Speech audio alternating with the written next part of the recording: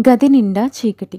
ఒక చిన్న గ్రామం చివర్లో చాలా పాత హాస్టల్ ఒకటి ఖాళీగా ఉండేది. గ్రామస్తుల పిల్లలు ఎవ్వరూ ఆ హాస్టల్ దగ్గరికి కూడా వెళ్ళేవాళ్ళు కాదు. ఎందుకంటే ఆ హాస్టల్‌లో దెయ్యాలున్నాయని వాళ్ళ నమ్మకం. కానీ అజయ్ అనే యువకుడు చదువుల కోసం అక్కడే ఉండాలని నిర్ణయించుకున్నాడు. వాళ్ళు చెప్పేవన్నీ వట్టి కథలు మాత్రమే, అవన్నీ పుకార్లు అని అనుకున్నాడు.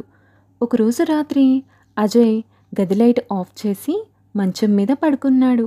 గడియారం సరిగ్గా 12 గంటలు కొట్టగానే ఆ గది నిశ్శబ్దం ఒక్కసారిగా భంగమైంది. గది తలుపు కిచుకిచు అని మెల్లగా తెరుచుకుంది. అజయ్ ఒక్కసారిగా లేచి తలుపు దగ్గరికి చూశాడు. కానీ అక్కడ ఎవ్వరూ లేరు.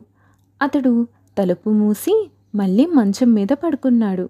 అయితే అతని గుండె లోపల ఏదో భయం పెరుగుతున్నట్లుంది. సీలింగ్ ఫ్యాన్ చప్పుడు పెద్దగా వినిపిస్తుంది. గోడల మీద వింత వింత నీడలు కదులుతున్నట్లు అనిపించింది. ఇవి భయపెట్టే ఊహలు మాత్రమే అని తన మనసులో చెప్పుకున్నాడు. అప్పుడే పక్క గదిలో ఎవరో నెమ్మదిగా నడుస్తున్న శబ్దం వినిపించింది. అంతే, అజయ్ ఒక్కసారిగా కూర్చునిపోయాడు. వెంటనే గుర్తొచ్చింది అతనికి, ఈ హాస్టల్లో అజయ్ తప్ప ఇంక ఎవ్వరూ లేరని. మరి ఆ రోజు రాత్రి అజయ్‌కి ఏం జరిగింది అని తెలుసుకోవాలనుకుంటే పార్ట్ 2 వరకు వెయిట్ చేసేయండి.